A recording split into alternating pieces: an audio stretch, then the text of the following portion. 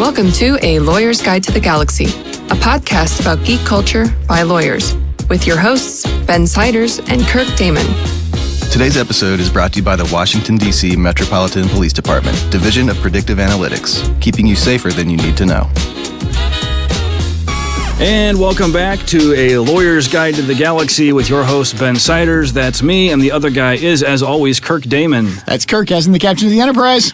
We are lawyers and certified geeks in St. Louis, Missouri, and we're here to talk to you about geek things in the law. Yep, that's pretty much, if you listen to any of our episodes, it's what we do every time, although we are going to change the format on you a little bit today. Yeah, the format's different today for two reasons. One, we have a special guest, Billee McAuliffe, who is in the studio with us today, and she's going to talk to us about things we don't know anything about, which is most things, but one specific thing she's going to talk to us about is data privacy. The other reason for the format change is that we forgot to bring our notes, so we're just kind of winging it today. Notes. Oh, yeah, we usually have some notes, not that we pay much attention to them, but we totally forgot them today. We have some minimal structure in case we get to that point, which almost never happens with Kirk and I, where we look at each other and nobody has anything to say. I don't think that's happened yet, but there's always a first time for everything. Yeah, it might have happened once. I don't know as to what it is. But yeah, so hopefully, for those of you who are used to the structure, this is not too deviant and too weird. But definitely, we're going to sort of pop right in immediately on our topic. We'll do our usual fun stuff, talk about movies, things like that, but we're going to put it at the end of the show. Yeah, Billie has to run, so we're going to make sure she gets her piece before we geek out about the Mandalorians and all these other cool things that are coming out. Speaking of which, though, we should have Billie introduce herself and give you a little intro. Hi, guys. Hello. I'm Billee McAuliffe. I'm also a member at Lewis Rice here in St. Louis. I am the practice group leader for the Corporate Information Technology Group, which encompasses data privacy. That's cool. A lot of words there. Well, so we thought we'd start with we've done a couple episodes recently, for those of you who have been paying attention, on rights of publicity, which, if I recall correctly, is like an offshoot of general privacy law. Is that right? Correct. Yeah. And Charlotte was here to talk about that, but you focus more on what I kind of think of as the new world of privacy, which is mostly data privacy and things like that. Yeah, it relates to information about me or you as a person. So my name, my address, maybe my social security number, or for sure my bank accounts and other information like that. But it also, more recently, probably in the last 2 or 3 years, has expanded to pretty much anything that could be used to trail back to identify me as a natural human person. So that could be like my IP address or under new laws, even my water bill that is specific to my household is considered personal data and protectable. My goodness, okay. Whether or not your name is on it? Whether or not my name is on it. I'm not sure what that says. As I always say, it just says that we water our lawn a lot, and one of my sons takes really long showers. Oh, yeah.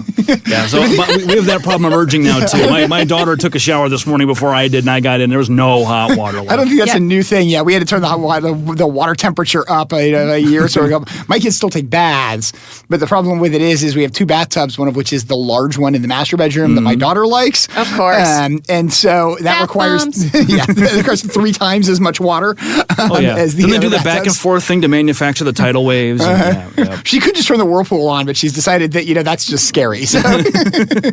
We should talk about sort of privacy law writ large, like where it came from, because going through law school, this is one of those things you don't study too terribly much unless you happen to take, like individual rights, I guess. But we didn't really have a lot in the way of privacy laws in the country until 100 years ago, maybe? I'm not sure when it all kind of started. Probably. Well, the right of privacy is talked about a lot with maybe a topic we don't want to talk about, and that would be the abortion question. Yeah, that's the main way it comes up constitutionally. And so, this is not related to that, right? I am not a constitutional lawyer. I never claimed to be. These are recent statutory provisions that have been passed beginning mostly outside of the U.S. and now are coming to the U.S. Historically in the U.S., we had only specific privacy statutes related to very specific information that could be used to steal your identity. So, or used to protect your health information. Most people have gone to the doctor. That's HIPAA, right? Right, HIPAA, Yeah. and received those privacy policies that no one has read, and they always sign off that they're fine.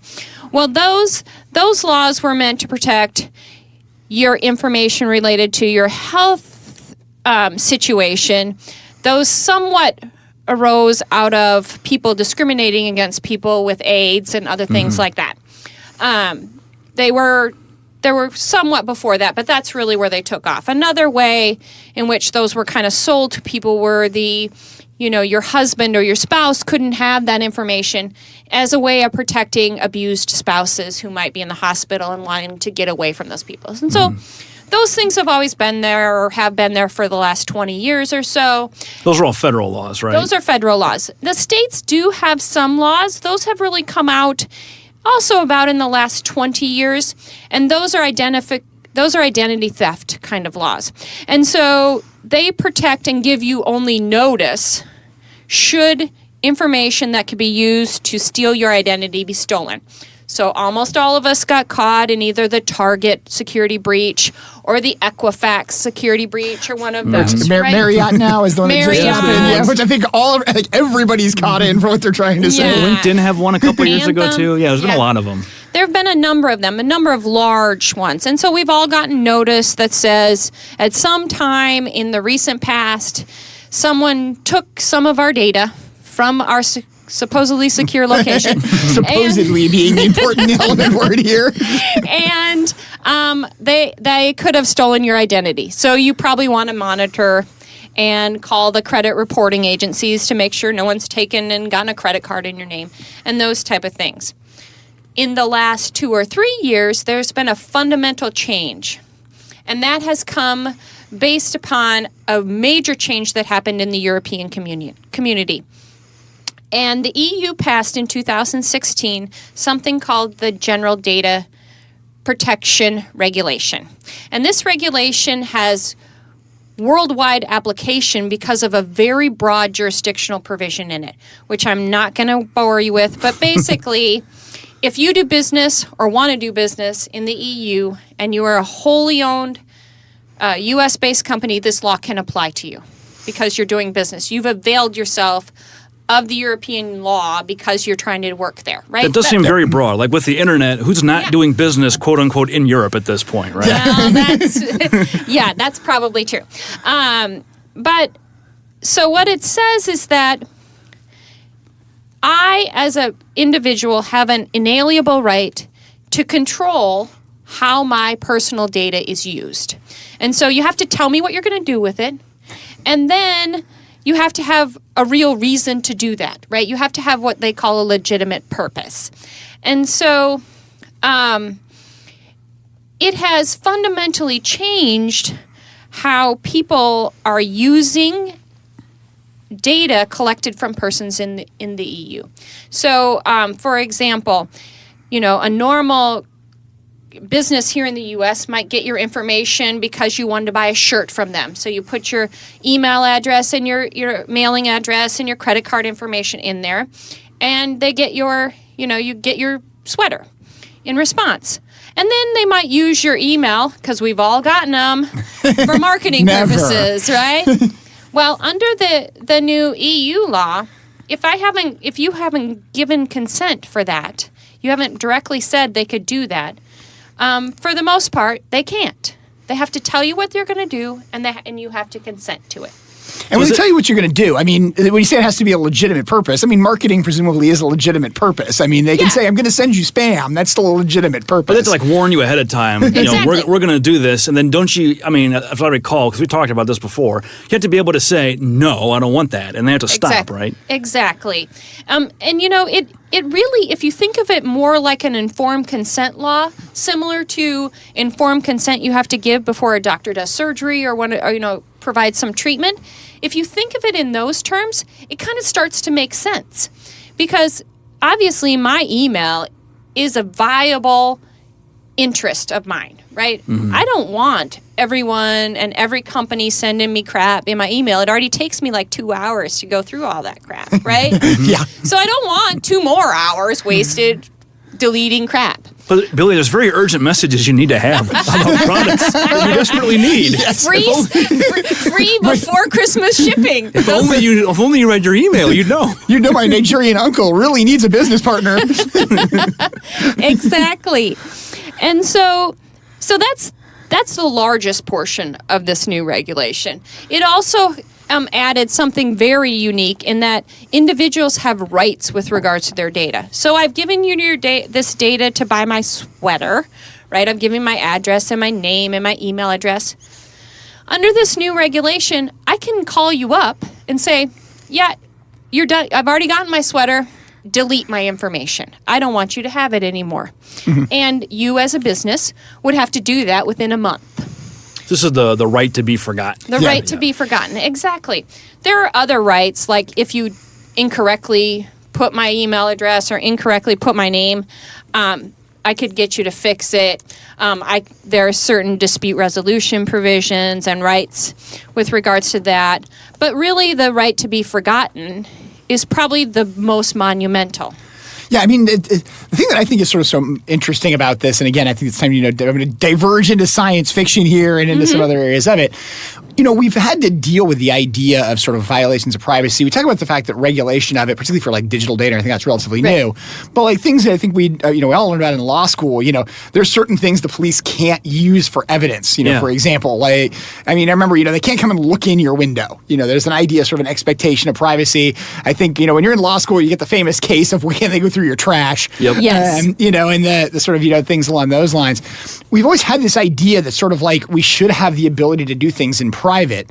And presumably, we know that the people who are going to do something illegal are going to do it in private. You're not going to. Well, if they're smart, but not all criminals are smart, right? Yeah, and it's you get into the ideas of spycraft has been around since who knows how long. I know I was just reading stuff on codes being used with conjunction with Mary Queen of Scots. Mm-hmm. So obviously you've had sort of those types of things going on forever.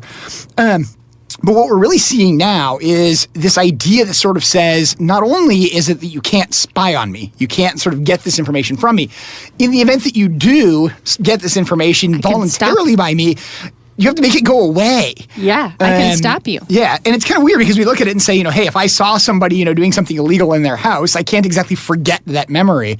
But yet we have this idea now that we can electronically forget data. Well, what's interesting about it to me from a policy standpoint is, I think historically in the country, we've not been afraid of facts and truth. It is what it is, right? So a lot of our civil remedies for people saying things about us or having access to information about us was, defamation type laws. You can't go say things that are false. Yeah. Or you can't use it in court against you. Right. Yeah. And then the privacy, the privacy torts are more about things that I expected to be private and a reasonable expectation of privacy. You then can't go and publicize because that's not right.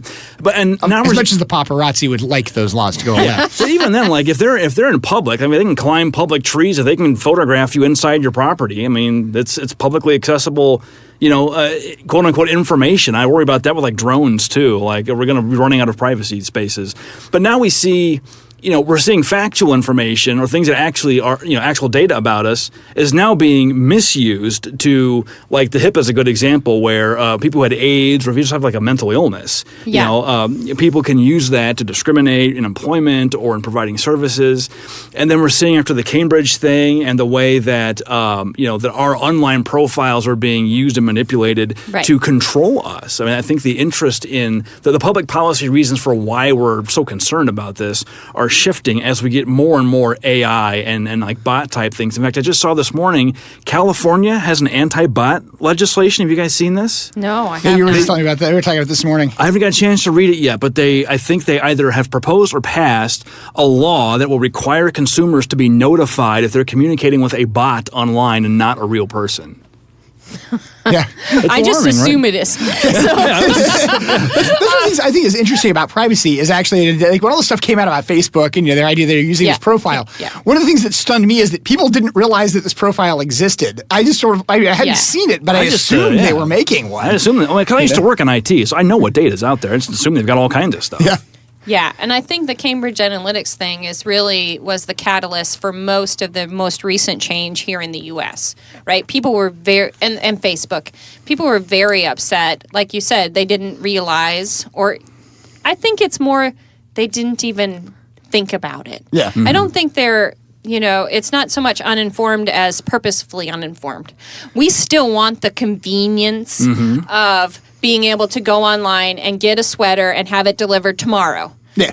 And I want to be able to do that. I want it to remember my credit card. I want it to remember my email address. I want it to remember all those things so that I can do it in the blink of an eye and have my sweater arrive tomorrow. Yeah, I know. One of the things we just talked about that, we talked about the desire for convenience, and we bumped into it with the Patent Office, where the Patent Office originally, when they set up their electronic filing system, you filed everything electronically, everything went in, but you had to enter credit card information to pay every single time. And the reason is just because it was a different system, but it was something that practitioners were outraged about. Why can't it remember my credit card information? Amazon we're ultimately lazy. It's the U.S. government, too. Yeah. Well, we're all parents. We know we are lazy, and our kids are lazy. Yeah. Let's not forget 20 years ago it was the opposite. It was how, when Amazon One Click came out, everybody was appalled. Like, what? They're going to have my credit card number and they're going to keep it? Yeah. I mean, people were very concerned about that. One Click was a big issue when it came down. I mean, and people kind of looking at the idea of saying, wait a minute, how does it know all this stuff about me? And then we very rapidly discovered that we like just being able to say, buy it now and have it show up on our door 2 days later. It's easier? Right, exactly. Okay, then fine, I don't care. Well, I had to buy a new phone yesterday, and I had to re-enter all of my passwords. That's fun. Yeah, I was a happy camper by the time I finished all that. And of course, I couldn't remember half of them because I haven't inputted them in the last 3 years, probably. Oh, yeah. And so, We have a general phenomenon, speaking of right to be forget, I don't know any phone numbers anymore. Yeah. Oh, yeah. Like did you see that? There's I've seen one named MacGyver. I can't remember which it was, but there's a TV show. And that's actually one of the ways that they catch the person is he goes through and he's trying to basically make the person do a certain action. And they're like, well, why won't they call? And he's like, oh, because their phone is in the fish tank. So when they pull it out, it's not going to work. And you sort of, as he's describing this, you're seeing the person do it. And they're like, yeah, but won't he just call? There's another phone. There's a landline. Yeah, but if you see him pick up the landline, he's like, he doesn't remember the number. It's stored in the phone. Yeah. And so then he has to go and physically do what they're expecting him to do. And it's a great example. I actually just saw a thing as well. Heard this where they actually have just now commented about mapping software making us dumber. Oh, I don't doubt it. For sure. There is now, we are not getting the spatial recognition because we're so used to point-to-point orientation. Like, we don't realize that these 2 points we go to are only a quarter of a mile apart from each other because we don't have the same spatial recognition we used to. Well, we were just watching Home Alone 2 the other day, and aside from the fact that Donald Trump appears in it, which shocked my children, there's a scene where he puts a credit card down and uses a mechanical, like paper sliders. Oh, yeah. And my kids are like, what is that?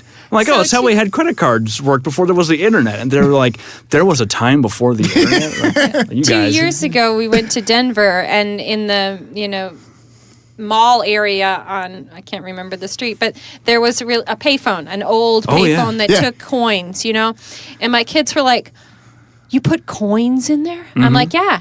What happened when they ran out of coins? I go, it hung you up. You were done talking. That's what happened. You had to finish your call. I think they gave you like 15 seconds or so. Yeah, the warning. Oh, yeah. And you never had the right change. I got a nickel. I can buy 8 more seconds. So. Well, and it was such a big deal when you could do stuff where you could actually put credit cards into those, and then they did like the 1010 cards and stuff that. Do you where you could remember prepay your parents' your calling card? You got their calling card, and you had to have like an 18-number PIN. Oh yeah. Oh yeah. When I was in law school, they still didn't take credit cards at fast food places. Oh yeah, definitely. It wasn't that long ago. Yeah. So when my husband and I lived in Japan, it was a cash-based society, right? And so no credit cards, nothing, and we had to carry cash. Can you imagine having to carry cash today? Yeah. Oh, it'd drive me crazy. Yeah, it'd be crazy. I keep like $5 in my car for the occasional valet, and that's like that's it. Well, one of the other things with it is, though, as well, we've had inflation and the fact that, a dollar bill is not something you can really use anymore. Yeah, you need bigger dollars and stuff like that. And we just don't have the bills to cover it. We still keep them the same as they've always been. Yeah. But, the value is so you have to carry more. Right? It's actually interesting when you mentioned just the idea of and sort of getting back to privacy type stuff. You talked about the idea of those old credit card scanners and the fact that people would steal credit credit cards off of those, where they stole the carbon paper out of the middle. If anybody, people hopefully remember what carbon paper was. Yeah, for those of you who are under a certain age, there used to be like 3 sheets of paper, and when you wrote on the first sheet, it would just bleed through to the second and third sheets. Well, the second sheet literally was a sheet of carbon, and so the pressure placed on it would cause the carbon to have the same pattern on the third sheet. My dad had a business at the time, and so he used to have to do a ton of carbon and carbonless paper. It was a chemical version. They had to send those in. Yeah. Hence carbon copy, CC, for those of you in the email era. Yeah, exactly. That's where CC comes from and why it's called carbon copy, is because literally assistants, when you typed a letter, would put a carbon paper in and then another piece of paper, so they'd type 2 exact copies of the letter. Well, we are old. People complain on this show that we talk too much about the 80s, and this isn't even the 80s. This is like... No, oh my gosh, that is some old technology. But yeah, so I think the thing, when you had that was a big issue at the time, with the idea that they were like, people would steal credit card numbers by literally, they would get these carbons, because obviously the carbon would still have the imprint based upon where the carbon had come through, and they stole that from credit card numbers. So I mean, we're looking at this idea of sort of digital technology being new, but this is not a new problem. The underlying issues have been there for a while. That's still personal data too. Yeah. Right? Under these new laws, we talk about data and we naturally think of electronic data, right? But no, data is information in this idea and under these laws, and so those would be protected as well. That's kind of concerning, isn't it? When we think about the idea that sort of this modern law designed to deal with Facebook and Cambridge Analytics is covering carbon paper. Well, and then think about forgotten. The right to be forgotten. Yeah. So you have all that paper. Do you have an obligation to shred all that? Well, then you run into problems where I've got a records, keeping obligation under Law A. If I'm in a certain type of regulated industry, I've got to maintain 3, 5, 7 years of records for tax purposes or whatever. But then somebody else also has the right to force me to shred that paper. So there are exceptions to those rights. They are not unilateral rights. They are conditioned rights. And so if you have a continuing legal obligation, or you're still in the process of performing under the contract, whether it be the purchase of the sweater or other things, obviously I cannot fulfill my obligation to send you the sweater if you tell me to forget your address. And so there are exceptions within these laws, and it's going to kind of come out in the wash. These are very new. They've all come into effect in 2018 or are coming into effect in 2020 with regards to the new California law. We should talk about that one too. Yeah. So, but the thing is that we don't know how they're actually going to be put into practice for the most part. And so in California, they passed a new law this summer. It was in response to a referendum that was going to be on the ballot. And it is called the California Consumer Privacy Act. And it has a very expansive definition of what is protected personal information under that law. And that's where this household idea. It is anything that could identify a natural person, and that natural person being a resident of California, or their household. And so... It's kind of a nebulous concept, right? It is a totally nebulous concept. Household adds a whole nother layer in that it is not actually me as a person. It's me as a family unit or a group of people who live in one place. And so... I'd imagine California has some strange definitions of household. Yeah, if any place is going to get into, non-traditional families, it's definitely going to be California. Exactly. And so... it creates a whole nother level of complexity for the companies who need to comply with this. And basically, there is the jurisdictional provision under this has, if you do business in California and you have a certain number, like 50,000, I think. Can't remember off the top of my head. A certain number of people, or certain it's like a dollar amount threshold and a dollar amount threshold. It's like a mom and pop hardware store in South Carolina. They don't have to worry about it. They shouldn't have to worry about it. Emphasis on the word shouldn't. Well, so if you have actively purged information, right? Since there's a person limit, if they happen to have a number of people who, if they had an online business where they were selling into California and they had a number of people in their database that they hadn't gotten rid of, they could maybe hit it, right? So one of the things that we are counseling our clients on is that to be proactive in, getting rid of information you no longer need, right? That is a requirement under most of these laws. You also then don't have to protect it and spend the money to have security on it. Also, be smart about what you gather from your customers. Because if you don't need it, don't have it. There's like a pack ratting trend, right? Where people are like, well, I can get this information. Let's grab it all. We might want it someday. We might want it someday. We might want it. We don't need it. Yeah. We might want it. Don't do the might want it. That's a good example. We sort of get into this idea. When we talked about the idea of sort of what a lot of this privacy regulation is, one of the things I think to definitely get into is, what are we so worried about? In conjunction with this. Obviously there's the issue of sort of direct identity theft and hey, somebody who gets enough information about you can get credit cards in your name, can sort of do those kind of things. But that's sort of the identity theft regulation as we had 20 years ago. It seems like right now what our real concern is that this data is being used in a way that scares us. And it scares you kind of, is that where these regulations are coming from? And the fact that there's so much more data about us now. So again, like taking the Cambridge Analytics case, I think that was the name of the company, right? Yeah. The thing we've run into with the Cambridge Analytics case is people looking at it and going, I'm really kind of offended that my information was used that way. Mm-hmm. It's not to say it was incorrect. It's not to say that sort of they targeted you inaccurately or anything else like that. Now, obviously, some people it will. These are all statistical engines that are doing this. Mm-hmm. We're just offended that sort of people made that connection about us.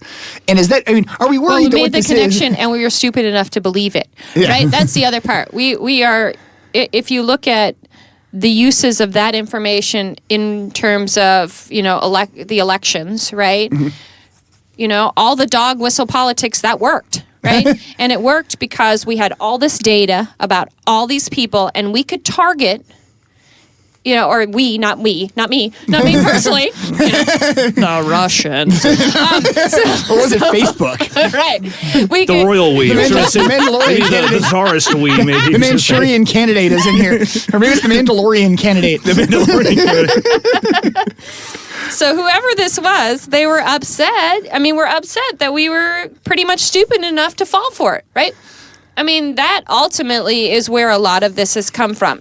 There is total outrage that some external parties could control our election. That is a whole separate discussion that I'm sure you guys will get into at some point. That's a whole other podcast. Yeah. Right? Well, there's an issue we get into with the idea of spying. Yeah, and obviously there's sort of who gets to do these kind of things and stuff along those lines. But I love the kind of way you put it where it's we're stupid enough for this to have worked. Now, obviously, we are manipulated by marketing on a daily basis. The television ad, it was not created, because of the fact that we thought it was good entertainment. It was created to sell us stuff. And on some level, we know that, even though it still works. Like I was talking to somebody, this was a long time ago, I was talking to somebody who was saying, I don't understand why companies still advertise. It doesn't work.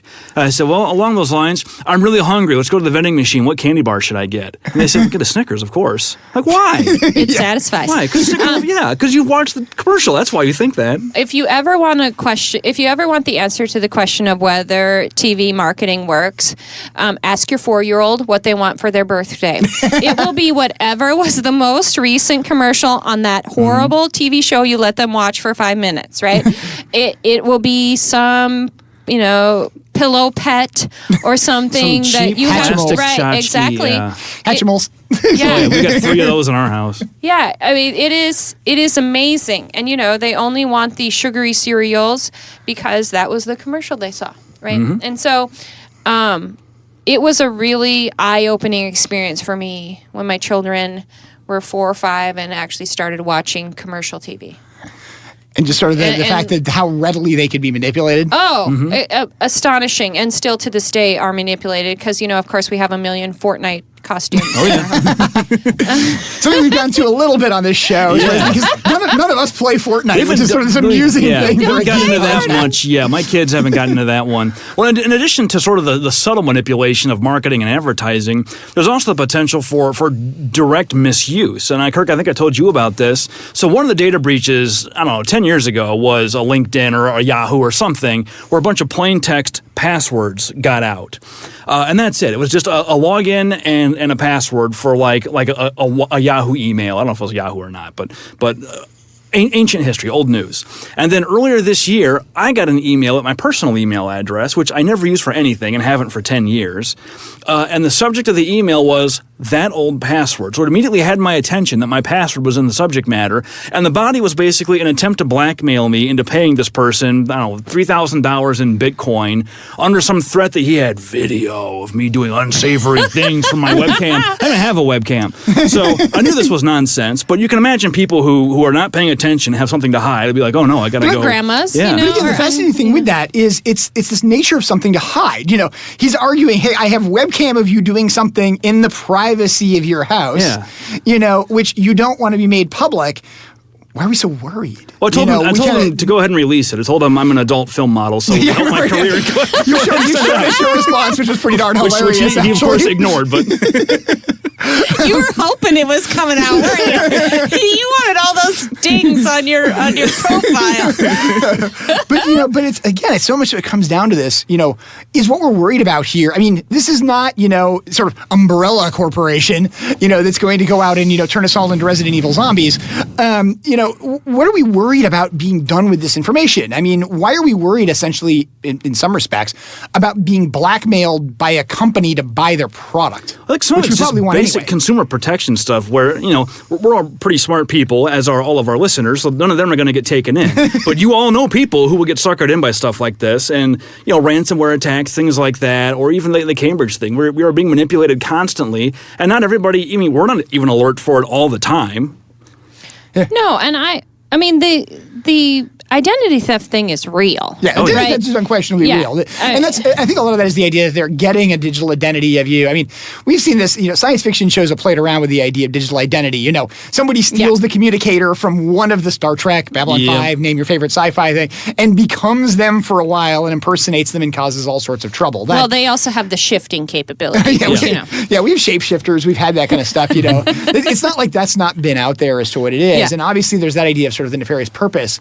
But again, you sort of look at it and say, that's not blackmail, and it was done in the, most of the times when it's done in those kind of things, it's done for like a military purpose, like we're going to sabotage the military or we're going to destroy something, those types of things. So, somebody stealing my idea cannot launch stealing my identity cannot launch nuclear missiles. That's what you want them I to don't think. have access to that. You can steal it or you like. There's no way you can launch a nuclear missile with it unless somebody's already stolen it and somehow I've already been faked and who knows. But have either of you read The President is Missing, the Bill Clinton, James Patterson book? No, actually. Oh, that's too bad. You haven't read it because what you're actually talking about is a little bit about what is in that book. I mean, basically the premise of this book is these people have the ability to shut down the internet, right? And they shut it down in the U.S. and it will be wiped completely. All of the data that's on any of the servers that are on the internet would be wiped completely. So everyone loses all of their health information. They lose all of their retirements, all their banking information, because those are all electronically held, right? Yep. And for me, as an IT lawyer, this book was like really intellectually stimulating. I enjoyed the book, but just the thought process of, okay, so this would be obviously the logins and the user IDs for all of those servers are personal data. Yeah.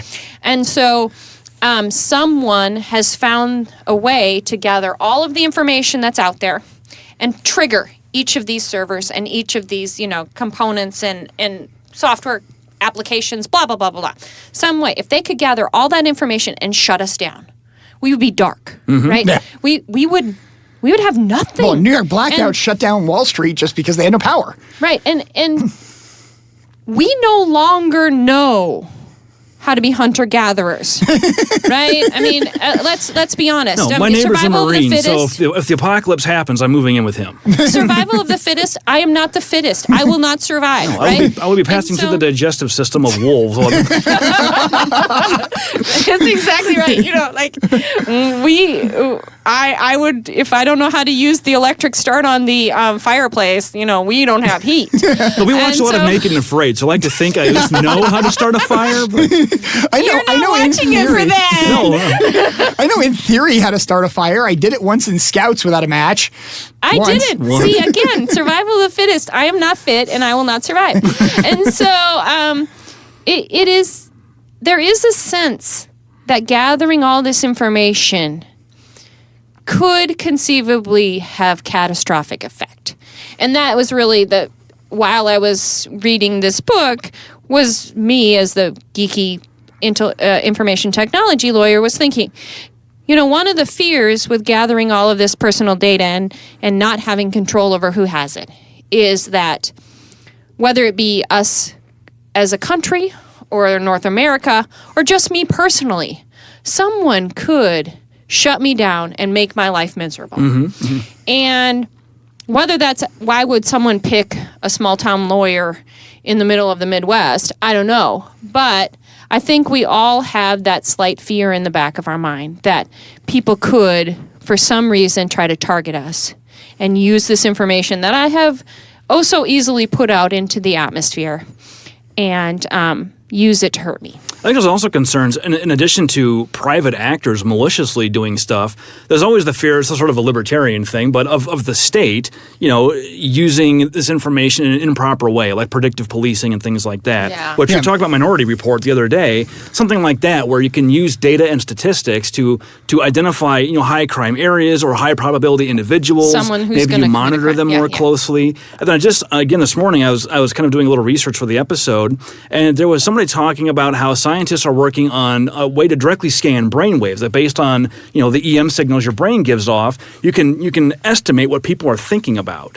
And if it got to the point where you actually had technology to read thoughts, are we approaching the area of genuine tinfoil hattery where you could take those estimations and base it upon the existing personal data that's out there with regard to you and come pretty close. Right, obviously, Cambridge Analytics came really close, and could make the marketing and other things that are sent to me those that are going to appeal to me most. Yeah. Wasn't there that famous story of when it was Target or somebody, but a woman was pregnant and didn't know it and kept getting stuff for babies? A daughter. Yeah. That made it even worse, right? Yeah. The dad came out. And she was a minor, I believe. And Target, because of the purchases they were making sending and things her, they were baby looking stuff. at, sent her coupons. And Dad for baby marched stuff. in and said, "How dare you?" Exactly. They're like, "We're sorry." And it turns out she was pregnant. Can you imagine? That's not the way you want to tell your parents something like that. Exactly. Well, and it is interesting though when you sort of contemplate this. And the thing I always get into with it though, we talk about the idea that like, hey, this is accurate and stuff like that. It's accurate in the fact that it's a predictive engine. So I was going to say it's accurate 80% of the time, which when you're talking about, hey, I want to get more people to vote for X candidate, or I want to get more people to buy X product, or I want to do something along those lines, the fact that it's going to appeal to 80% is what I'm looking for, because I'm trying to say I want it to appeal to 80% versus 50%, because that's 8 buyers versus 5 buyers for every 10 I approach. I only need 51%, right? Yeah, exactly. And that kind of thing where I'm trying to sort of do those kind of sways, and that makes sense. But you've also obviously got the 20% that get wrongly targeted. And that's, I wonder how much of this is also the question. If we take something like Minority Report, and I think what's constantly approached in AI and a lot of the stuff in these the discussions with this is not that we have a problem when predictive policing is accurate. We have a problem when predictive policing is inaccurate. Well, so along those lines, we as lawyers do a lot of online research for things. And like Kirk, you and I do IP practice, so I'm often searching the web for specimens of use to submit with trademarks.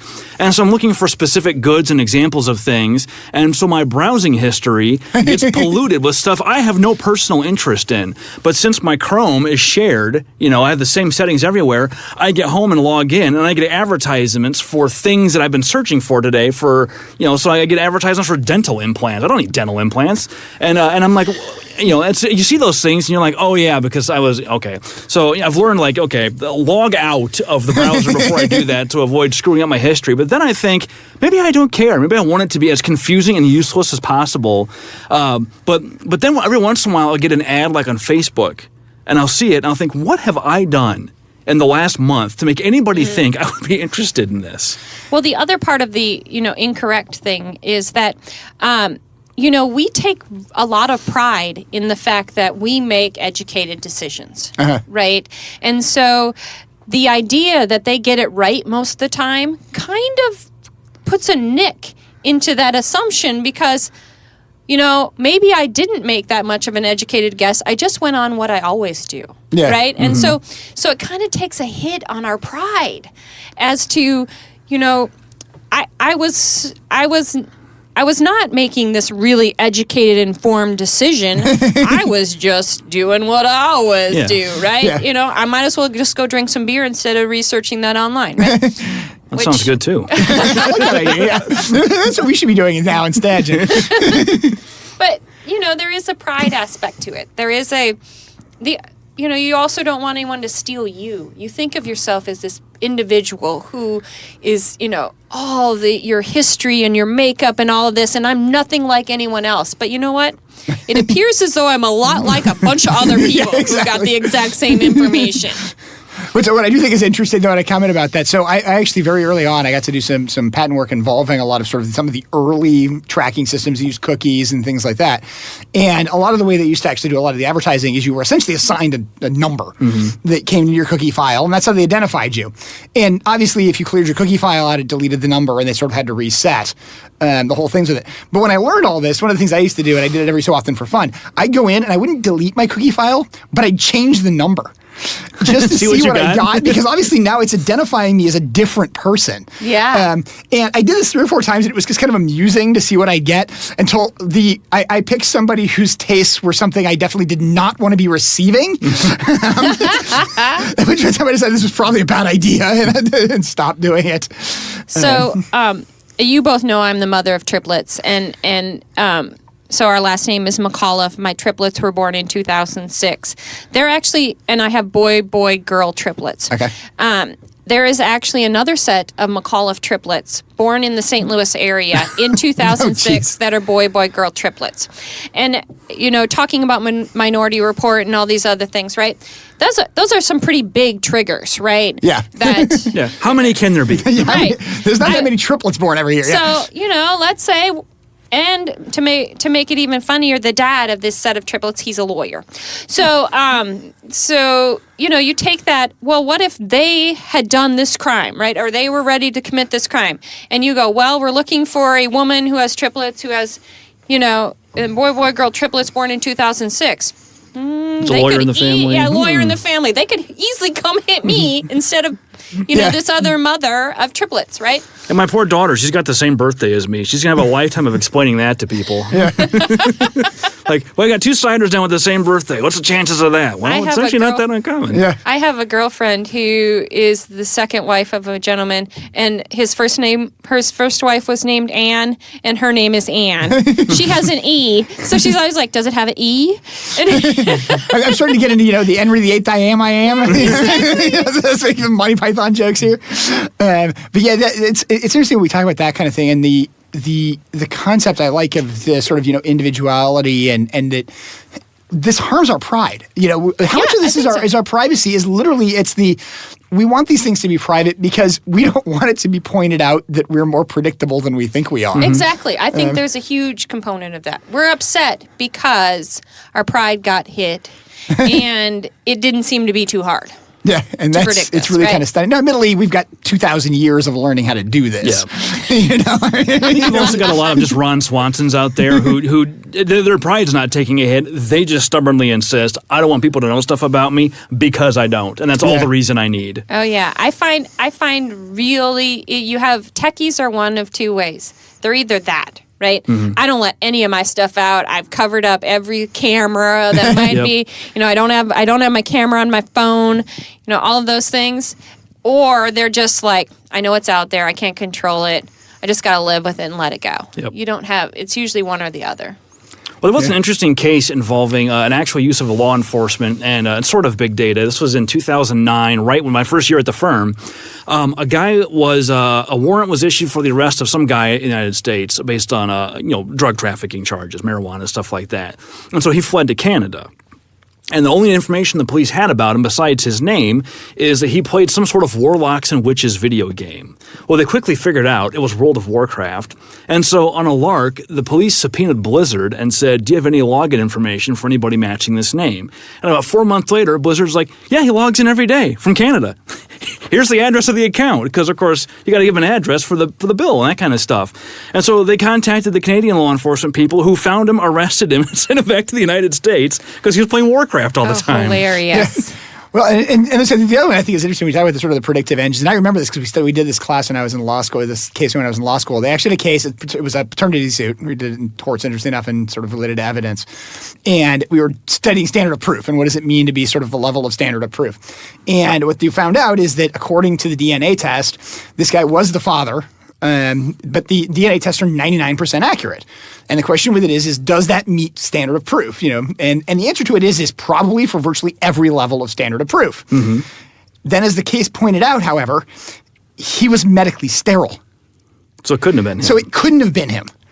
So how do you bump into this issue where there's a 99% chance he is and a 100% chance he's not? We could do a whole episode on standard of proof. Like that's one of those areas of the law that non-lawyers just do not understand how important that is and why you get cases that have weird outcomes, like criminal justice cases where people are like, well, he clearly did it, so why is he not guilty? Well, the standard of proof is why. Yeah, and that kind of thing. But I think there's one of those things where you talk about it is that sort of that error, type of thing where you look at this, and I think we would have looked at it and said, any other fact scenario, we would have said, of course he is. Except for the fact that when we're then presented with this one opposing fact, which just happened to be true in that particular case, no, he's not. But then you also got to question it and go, wait, it's a 99 and a 100. Is there a possibility one of them is actually wrong? And maybe it's the 100 is actually wrong. And then you start sort of double questioning those types of things. What about identical twins? Identical twins. Is that the same? I wonder. I don't know. I don't know how how the test would work and everything else. I don't know. Because identical twins are much rarer, obviously, than just regular twins. But I don't know. I don't know how that would play out. I don't know how DNA tests would work. Because they're not completely genetically identical, just very, very similar. I know they did just solve the cold case in conjunction where they got DNA evidence because somebody's third cousin sent in a 28andMe or whatever, and somebody identified it. They ran the information. Well, that's a whole separate thing. Case, is people who voluntarily surrender DNA to private companies to go look things up. My dad I kind of want to do that, though. My dad did, so I didn't have to. So I know where half of me comes from, but I already knew Germany. Yeah, easy. we kind of, but again, it's that kind of thing where we kind of look at it and say we kind of want that information. Like we want that information. It's fun, but for us to get that information, we have to surrender. I mean, let's talk about personally identifiable DNA information. I think DNA meets that criteria without any stretch. I want to get that DMA, and then I want to make my claim for them to forget it like 2 days later. See, that ship has sailed for me because I got two autistic kids, and we participated in a study through WashU where they sequenced my entire genome and that of my wife and children. So that's all out there somewhere. Now, it's anonymized. It's not connected to me, but if you find DNA studies from WashU involving, Subject 9, it's probably me. Let me know if you find anything interesting. Yeah, and that's the other piece of it is we've also talked about the idea of anonymization, with this, and some of that is being, we've always accepted there's some level of information which is collected from us, but we want it to be anonymized.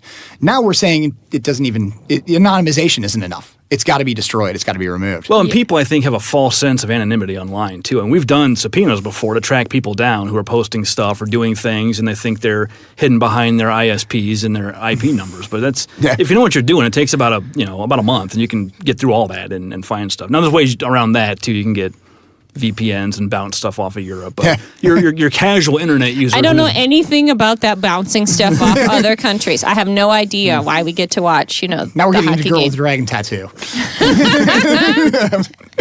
And things like that. Well, anyway, I think it's probably about time for Billie has to run here, unfortunately. So we're going to let her run. Thank you. We're going to have a brief cut, I think, as we edit the tape to let her get out of here. Yep. But then we will be right back. So for you guys, it's going to be like a eighth of a second drop, but for us, it's probably going to be a couple minutes. Alrighty. Okay. Thanks, Billie. You. Thanks a lot.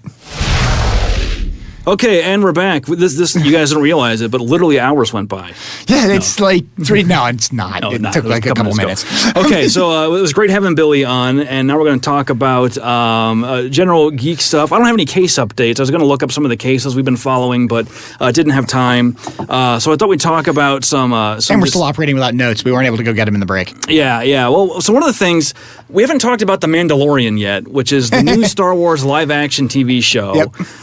And the only thing I know about it is that John Favreau is attached to direct. There's a lot of impressive people who seem to be attached to it right now. I just saw the other day Werner Herzog is going to be in it, of all people. Werner Herzog. Yeah, exactly. I love it. He's a terrifying person on camera. And then who else did I see was on there? Carl Weathers? Carl Weathers, yeah. Yeah, and there's one more that I can't remember who it was now. I couldn't believe it. Nick Nolte Oh, okay. I don't think I'd seen that one. But Yeah. or maybe I did see that one. Maybe I did. I'm just trying to imagine a Star Wars show that has those people on it. You have trouble with one of the things in Star Wars that you kind of bump into is because it is all aliens and sort of specific personas. Known actors could have an issue of sort of being too identifiable in some respects. I mean, it's the Mace Windu problem. I mean, he was a bit too well known of an actor at the time. Well, and I think Samuel L. Windu. Jackson was miscast in that role. I'm not sure he was miscast in the role. I think the role was miswritten. Yeah. Well, we talked about this earlier today that the Mace Windu character was supposed to be this like obnoxious, rebellious, disobedient, part of the Jedi group, but in the prequels, we never really saw any of that. He just sort of walked around and mumbled things to Yoda, and then calmly walked off scene. And that's it. Although if we're talking about typecasting actors, aren't we really talking about the fact that we violated the privacy because we've now decided that there's a better chance that they'd perform better in this kind of a role? Yeah. I mean, and again, just sort of to return us back to our original position, of what we were getting into with Billy. How much of the things do we bump into with this where we do this on a daily basis? We talk about this on a daily basis. We talk about what we expect, what we see, and we don't realize that in some sense what we're doing is making statistical determinations. Well, I mean, with actors in particular, I mean, the degree of privacy, as much as we can complain about not having any privacy, they have virtually none. I mean, their entire non-public lives are dedicated to keeping them that way because there's paparazzi following them everywhere. Because we're so fascinated by them and we're so fascinated by sort of what's out there. But and that's, even talking about the idea with this news thing here, we're worried about whether or not people have associated with it. I'm trying to remember, was it Werner Herzog? One of the people had actually made a comment that they were attached to a large project they couldn't talk about. Yeah. And everybody assumed it was Star Wars. Yeah. Even though he said it was a movie. And it's technically a TV show. Yep. Although, I mean, these long format TV shows are basically like 12-hour movies that you consume in 2-hour chunks. Exactly. Well, or as we now consume in like 13-hour chunks because we binge them when they come out. I was listening to a podcast the other day about movies, and they were talking about how the way movie lengths were selected, it used to not be 2 hours. It used to be you just go to the movie and you buy a ticket and you sit for as long as you wanted and watch a bunch of 15 or 20 or hour-long movies. And what they figured out is you can maximize profit by having everybody buy a ticket to one show, and you want the show to be as short as possible to where they'll still sit through the movie, but long enough that they feel that they get the value, but not so long that after you've stuffed them full of soda and water, they got to get up and go to the bathroom. And what they figured out is 2 hours is about the sweet spot. Long enough you feel like you're getting to experience a show, but not so long that you're going to have people start to not be able to sit still. Yeah. Well, that's really interesting because didn't we just say 80% of the people can sit for 2 hours? And again, I think that's the sort of whole thing. We keep getting back into sort of these things with it. I think that's what's so fascinating about this topic. And having to put the law of this first, hopefully you guys are okay with that, sort of us, bantering here afterwards. But it's one of those things with, this is a topic that really pervades so many things and things that are out there. You see it in so much science fiction. You see it in the ideas of this, who is a person, the holding of secrets, the stuff like that. Yeah, it's a problem we're really dealing with in some respects for the first time, even though it's a problem that's existed for like 2,000 years.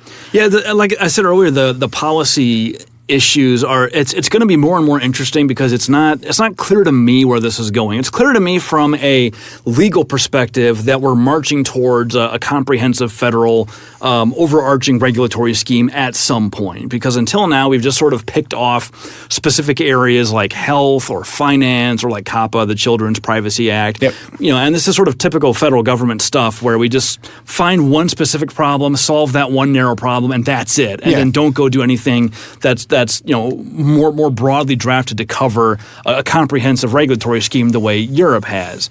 But that has downsides too. Now we've got all these different state regimes. We didn't get to talk about it with Billy, but like Illinois has a biometric privacy act where you have certain rights to control people doing facial scanning and things like that of you. And so if you're going to do business in Illinois, you got to comply with this thing. So if you want to have like a security company that's scanning people going into a concert to look for, wanted felons or something, well, you got to get their permission before you can do that. And yet I think we see this is technology that, you watch really any science fiction, anything that's sort of, set in the future, we presume is ubiquitous. Yeah. That we're scanning faces, that we can identify people in crowds, that we can do all this kind of things with it. So I think it's very interesting that we're kind of fighting against it. And I actually like Billy's comment about we're fighting against it because of our pride. At the same time, and I think there's a great comment to that. Yet we're seeing sort of the idea that, again, when it's right, we want it. Well, I think even it if it's does just bother people, convenience. even when it's right. Like, so I go on Facebook, and obviously about 2/3 of my web traffic is going to be Iowa Hawkeyes crap. So when I go on Facebook, I'm not the least bit surprised that I'm being presented with all kinds of ads to buy Iowa stuff. I don't mind. I find cool stuff every once in a while. On principle, I never click on it because I don't want to reward these advertisers. This is just me kind of being disobedient. I will literally go search for the thing separately on Chrome and buy it that way. I don't know why I do that. This is me as a former IT guy just being disobedient for the sake of it. But then when it's wrong, I'm super annoyed, and especially when it's wrong for dumb reasons. See, when it's wrong, I think it's funny, but that's the. It depends on what it is. Like when I'm getting offered dentures and stuff, I'm just like, all right, it's not. It doesn't bother me any, but I can see why, depending upon what you search for and what's coming up, why you might be frustrated or disturbed or just not like that people have figured out these things about you. And it's not because they're wrong. It's especially if they're right. I can see people, who get presented certain kind of ads just being upset.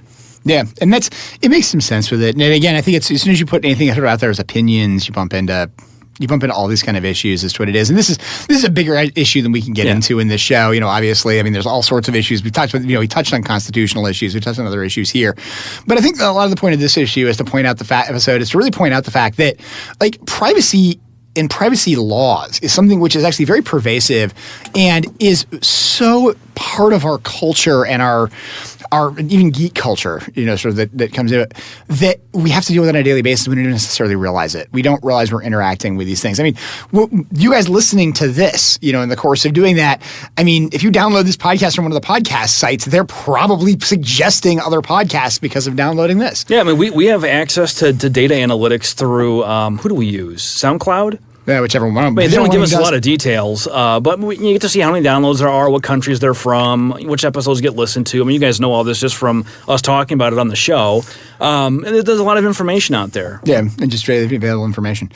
So is there anything else you've been doing? I've actually watched quite a lot of movies, amusingly enough here, parts of it because I've been watching them on my treadmill now. Well, you're telling me you're almost done with Clone Wars?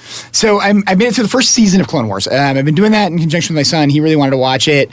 I wanted to see the Clone Wars, I wanted to see Rebels, and so I'd gotten both of them. We finally made it through the first season, and that is a surprisingly good show. So I need to see it. It's something a kid's show. It's got a lot of morality, sort of, sometimes beat you over the head morality issues associated with it. It can be a bit disjointed because you may have 3 episodes that are immediately linked back to back, and then suddenly that's over and we're moving to a wholly different plot line, different planet, 200 years later, type of thing. And so it can be a bit disjointed from that respect, but it's just as a show, like I find it to be a very entertaining show, and it is actually making Episode 3 and even in some sense Episode 2 make a little more sense. I was going to say, because it's set between 2 and 3, right?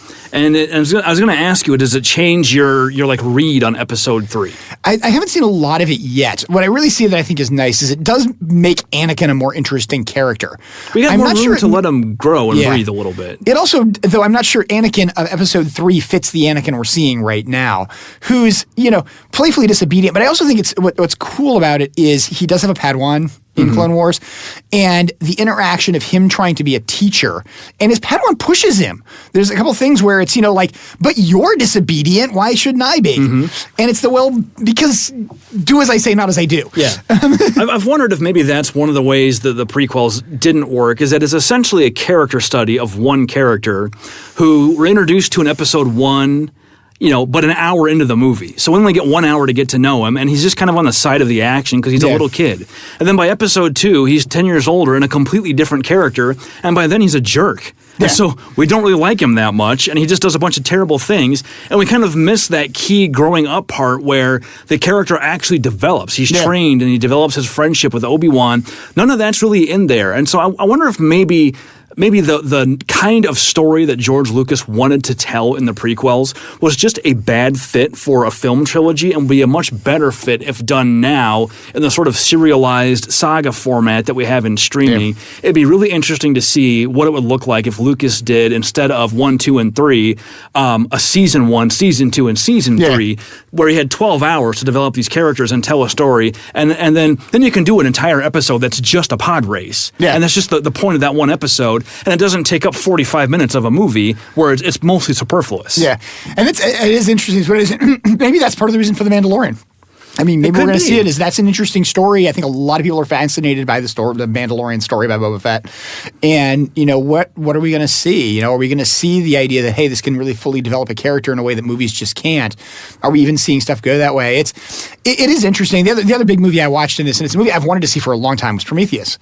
And I have not seen that one yet. To give you the background of it, so Aliens, with an S, the plural version, was probably the first scary movie I ever saw.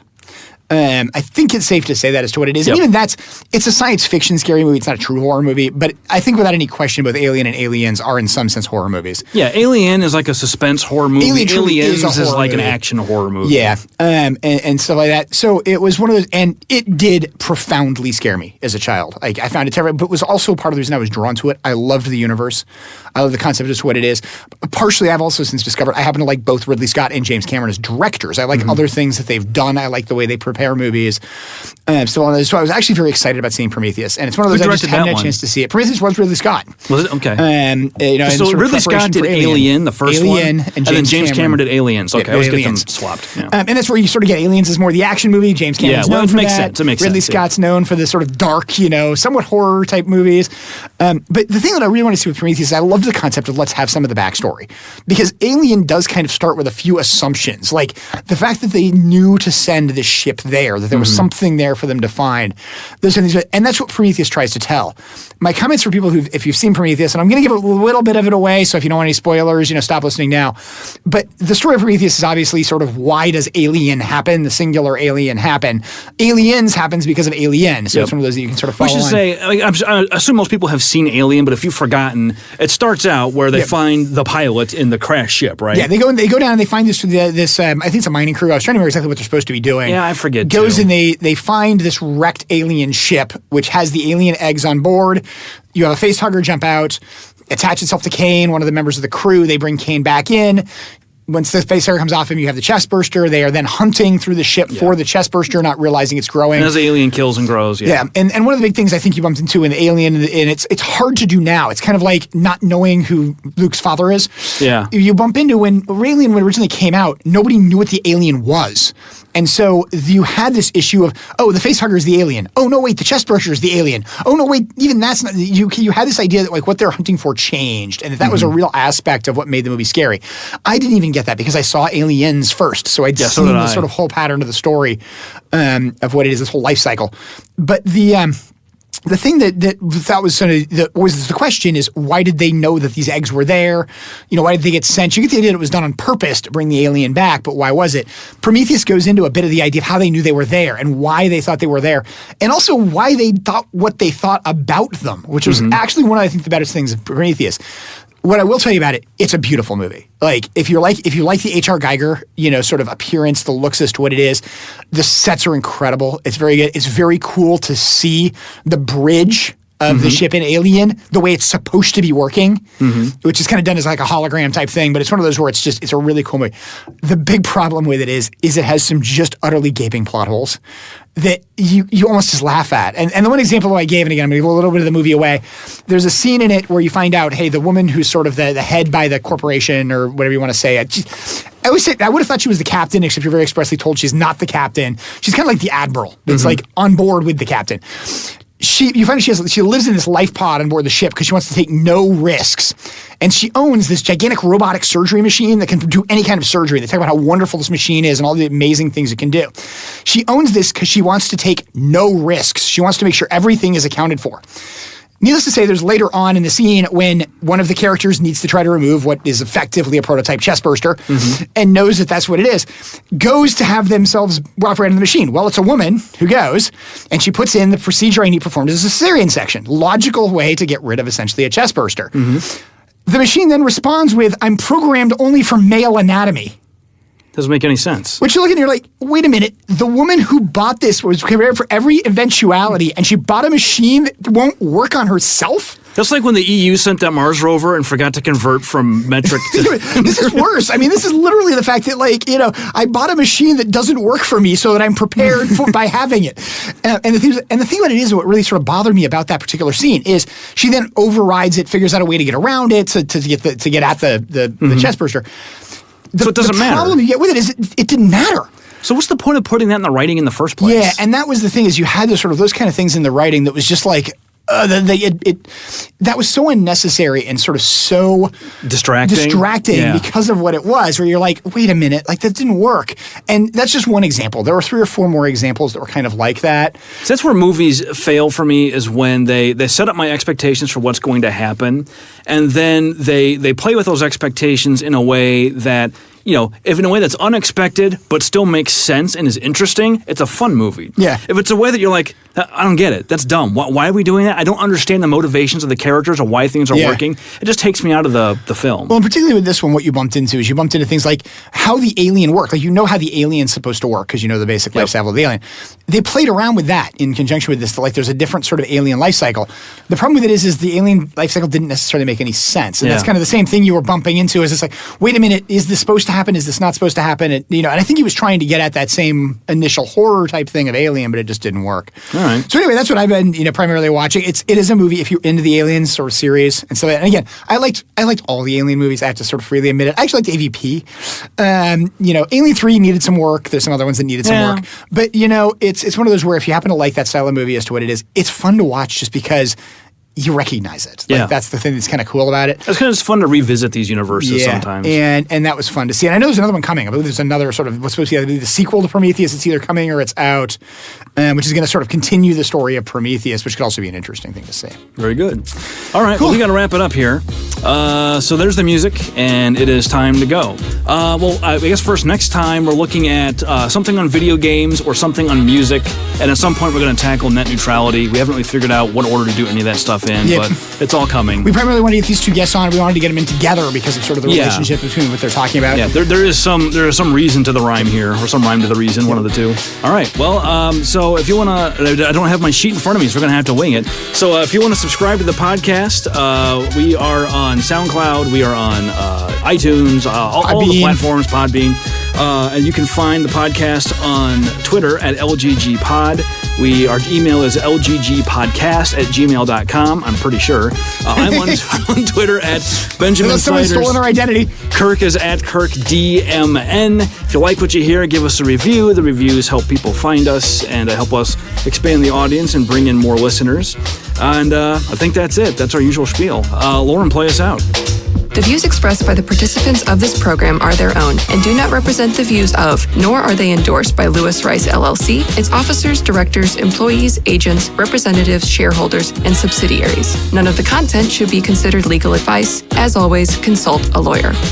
This podcast was produced and recorded at Cool Fire Studios in St. Louis, Missouri.